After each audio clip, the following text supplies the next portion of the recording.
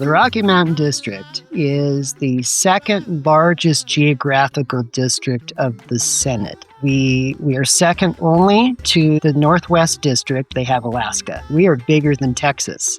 And we actually have a part of Texas in our district. So we're Colorado, Utah, New Mexico, a little bit of Texas we call El Paso.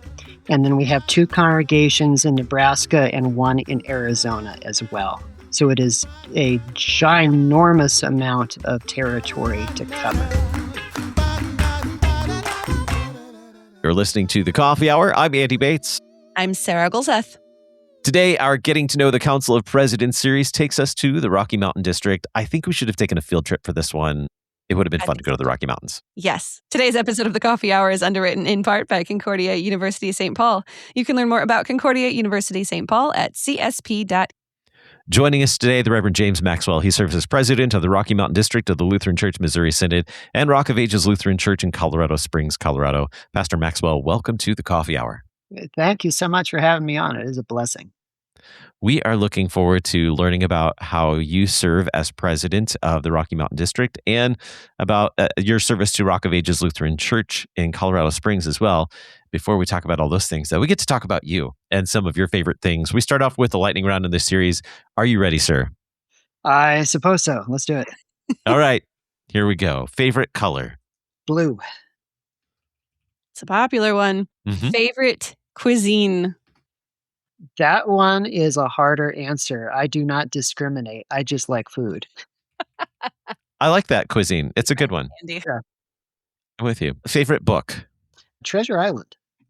Okay. Favorite office supply? Very important question. Colored pencils. Oh. That's a unique. Wow. Yeah. Uh-huh. I like that. I'll expound later. Okay. This is All a right. lightning. That's right. I'll mark that one. I marked it. All right. Favorite dessert? Cheesecake. Mm. Mm-hmm. Favorite vacation destination? Anywhere with water and a campfire.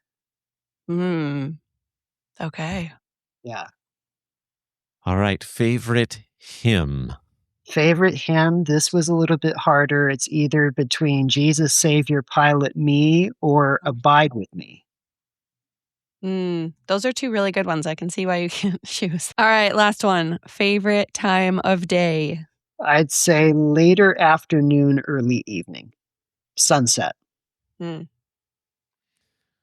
All right. You passed the lightning round. Congratulations. 2,000 points. All right. Let's talk about where you grew up. Tell us about what was home for you, or what is home for you. Where did you grow up? Yeah, so I grew up in Oakland, California, right across the bay from San Francisco, and lived in the same house my entire life. Home congregation is Zion Lutheran Church in Piedmont, California. It used to be Oakland, and then they moved properly to Piedmont, right on the border. But that's where I was born, raised, then went to school in Irvine for 4 years before going to St. Louis Seminary. So tell us about the journey from your childhood through Irvine. What was it that drew you to Irvine and eventually to the seminary? Okay, so I about somewhere in high school started kicking the idea around of what would it like to be a pastor, and even asked my pastor one evening as I was acolyting for either an Advent or a midweek Lenten service. I don't remember which one, but we're in the back. The organist is doing the prelude before it's time to go out, and I asked him why one would become a pastor, and his snarky response was poor judgment. But then he expounded and said, you know what, but there are some wonderful things about the ministry, and we talked about it. And then I talked with our associate pastor at the time too about it. And I just started to have that desire, that pull. The congregation I grew up in was a very liturgical congregation. We weren't afraid of high church at all. Our organist was director of the San Francisco Bach Choir. And so the things he could do with that little church organ were just phenomenal. And so we did some amazing worship services, and my pastor put me in charge of orchestrating a lot of the processionals that we would do, training the acolytes. And then when we had We would have a big circuit Reformation service every single year. And he had me boss the area clergy around. And he would have me take them to the different parts of the chancel where they were supposed to read, when they would serve as celebrant, and each one had a different part. And the office is not a Lutheran office, but it's in the Episcopal Church called the Verger, Verger. And you carry the shepherd's crook and you serve as the bishop's usher. And so that's what he had me do, is to lead the clergy around for the different parts of the service. And so I just got my feet wet doing that. And then after high school, I was either going to go to Irvine and enroll in pre-seminary, or I was going to go to University of Oregon and study landscape architecture. Kind of two very different paths, because I really enjoy the visual arts, but I did not want to be a starving artist. So I was trying to figure out a way to incorporate my artistic skill with something that could actually make money. And then I chose the ministry. So there you have it. But that's kind of my... Tell us about your time at Concordia University Irvine, what you studied there, what you valued about your opportunity to be a student at Concordia University Irvine. Yeah, well, Irvine was a fantastic place to really dive in, get a basis in what ministry is about. I majored in theology, took the Greek, took the Hebrew, so I didn't have to go through the fabled summer Greek at the seminary. And so I had that already going in. But it was a good time to interact with different professors, and then also to interact with the DCEs, the teachers. And even though there is a polite rivalry between the pre-sem guys and the DCEs and the educators, and sometimes you hang out and sometimes you don't, but we're going at a Concordia is a different experience than just the seminary, because you get to mingle and interact with those who are serving in a different church office than you. And that's a healthy thing for pastors to recognize, that we are not an island, that there are others who serve alongside us. So it sounds like you had a really good time at Concordia Irvine, Well, learned a lot. Yeah, had a good formational experience. Tell us about the seminary, what that experience was like for you. Seminary was good. I would say that going to the seminary, at the time in my life, we did not have necessarily the same experience as a lot of other people did. We were newly married. I met my wife my sophomore year of college, but she was not going to Irvine, and she grew up Roman Catholic. So it was kind of a recent convert to Lutheranism. And so when we wound up at the seminary, and we had that discussion very early on, that, okay, well, if we're going to pursue marriage, you have to know what I'm wanting to do, and you have to be okay with that. And she was. So we get to the seminary, though, and they offered us on-campus housing. And my wife, as a former Roman Catholic, really was not into the whole monastic lifestyle that the seminary could offer. And she says, no, we need a little bit of distance. I didn't sign up for you to be a monk and me to be a nun. We need to go live in an apartment. And so that's what we did. And it was fantastic. But when people talk about their experience on the seminary, how they simply just lived there 24/7, and they soaked up everything that seminary had to offer. I was one of those that I studied very dutifully. I went to all my classes. I had a work study job in the library. I did cataloging there. And then I went home and worked on my marriage. And that is and I think I made the right choice with that, but we didn't live, or eat, drink, breathe, everything seminary all the time. And I think that was in some ways healthy for us. And I don't know if that's a popular thing right now concerning opinions on the seminary or not, but that's kind of what we did. But I enjoyed my experience there very much. It was good to interact with the professors, and then also some of the brother students who I both agreed with on some things and then didn't agree with on some things. It was neat. Take us to the next chapter after seminary. Where did the Lord bring you after that? Okay, so we, after seminary, went to Whitefish, Montana, because Karen and I both grew up we both grew up in Oakland, California. And so we said we wanted to go west, not because we necessarily agree with the culture, but we understand how the culture thinks. And we figured that would be a good spot. And the seminary said, well, we got you west, just not as far west as you wanted to go. And so we landed in Whitefish, Montana. And Whitefish, Montana was fantastic in many ways. But there are 2 seasons in Whitefish, Montana. There's winter, and winter is coming. And for 10 months out of the year, it can snow. They can actually snow in any month of the year, but it was pretty cold. June is spring, July and August are summer, and September is fall, and the rest of it was winter. And so that was very trying in some ways for 2 California kids. But we learned to love a lot of what that ministry was like up there.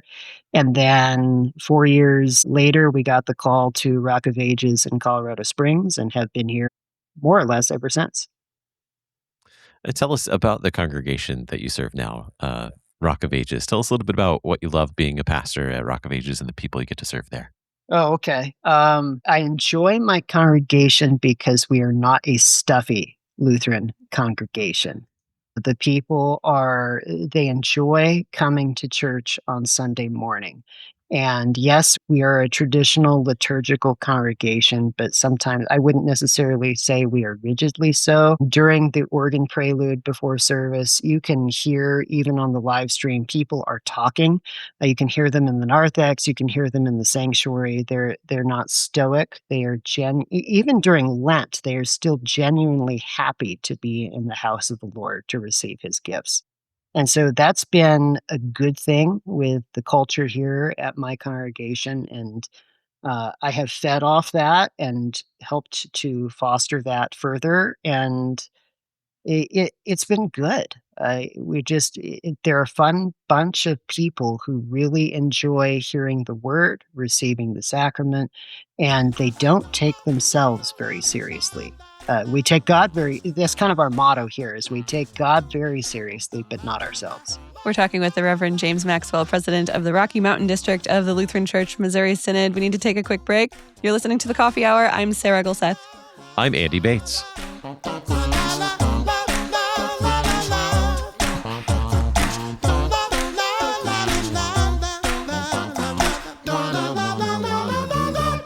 Who am I? How has God gifted me? Where is God calling me to serve? Concordia University St. Paul helps students explore the answers to these questions. Through a Christ-centered Lutheran higher education, dedicated faculty, and engaging academic programs, CSP is here to walk alongside you in your educational journey. With more than 100 degree programs from undergraduate to graduate offered in person and online, CSP aims to prepare you for success however God calls you. Visit csp.edu to discover and engage your calling today.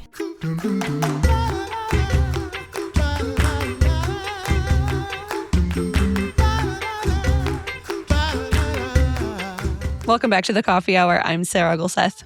I'm Andy Bates. We're talking with the Reverend James Maxwell, president of the Rocky Mountain District of the Lutheran Church Missouri Synod and pastor of Rock of Ages Lutheran Church in Colorado Springs, Colorado. Let's talk a little bit about the Rocky Mountain District. I assume it involves some of the Rocky Mountains, but what exactly is the Rocky Mountain District of the Lutheran Church Missouri Synod?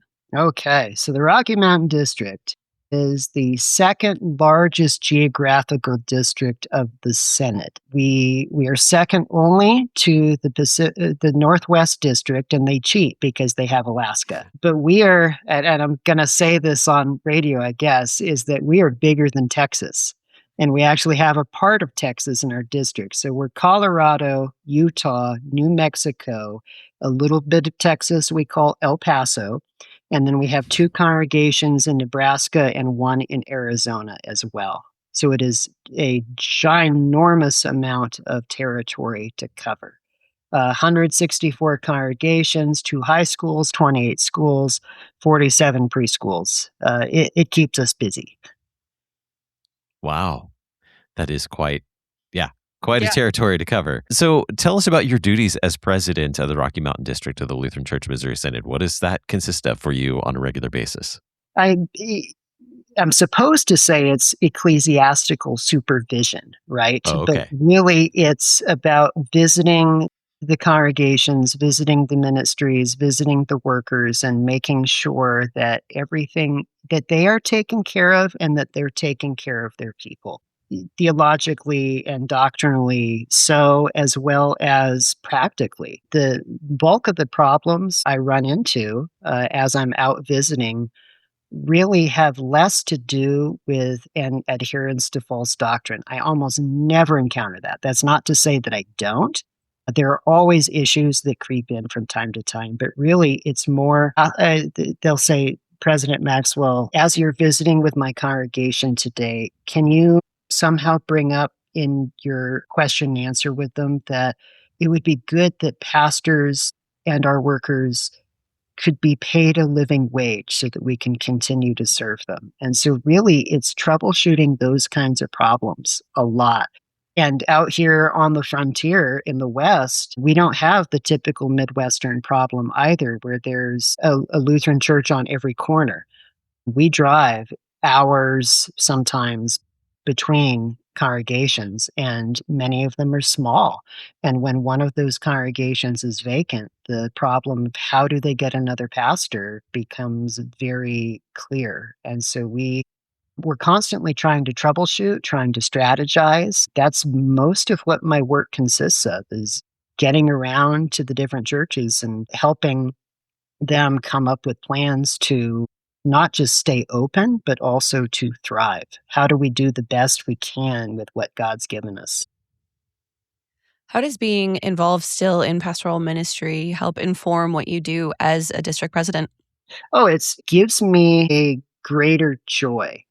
I would say, I think that's a very honest way to put it, because the district president role, while there's joy in it, so much is administrative and troubleshooting different problems. Some people have equated the presidency to just being a firefighter. You're always responding to the next thing that comes up. But in pastoral ministry, when you're giving a sermon to your own parish, you know what your people struggle with, what they need to hear, how they need encouragement each week, drawn from the text. You're not giving the law and gospel to a group of people you don't know in some generic way, but you are able to apply it in ways that are tangible to them so that they hear it, so that you can look out on the congregation and see that, okay, they're not asleep, they're taking this in, they're smiling or they're grimacing, and you know exactly why. And it makes all the difference in the world. And because, I mean, being a pastor, it's fun to preach, it's fun to teach, and it's fun to deepen and strengthen my faith with a group of people that I'm helping to do that same thing with. You mentioned the Rocky Mountain District being the frontier. You don't serve as a lone ranger on the frontier as well. Tell us about the crew that you get to serve with on the in the Rocky Mountain. Yeah, sure. So we have initially, when I first stepped in, we had a very small staff. It was myself, my ed exec, my administrative assistant, and then our bookkeeper. And since then, we brought on 2 part-time mission execs to assist in that role, and we now have a new education exec as well. But the team is just tremendous. We went for a period of time. The way so many different organizations go is that we had, due to budget cuts, we weren't able to bring on a mission exec, and we made it a priority as a board during the last triennium. And we said, well, we've got a tremendous amount of work to do. We can't keep doing it and burning out our volunteers the way we are. So let's reorganize some funding models and let's hire some staff. And so that's what we did.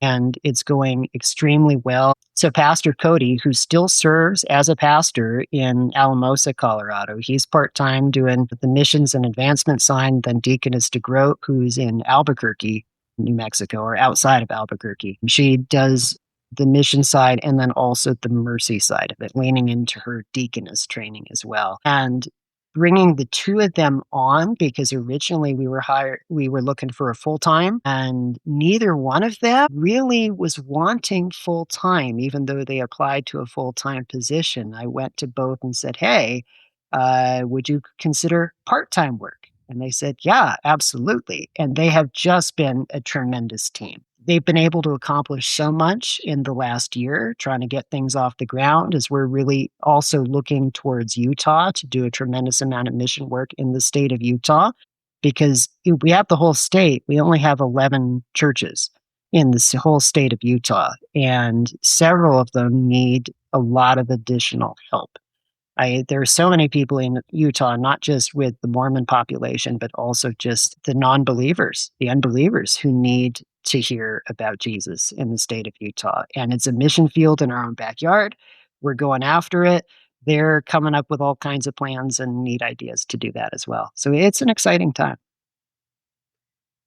Yeah, we were able to talk with Deaconess DeGroat, and she does some really wonderful work. It sounds like you have a great team able to do a lot of things in a very, very large district. The mission field aspect in Utah, I'm sure, presents some unique challenges for you as well.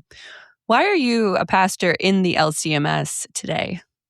Why am I a pastor? I think because I should have a better answer than this, other than it's fun.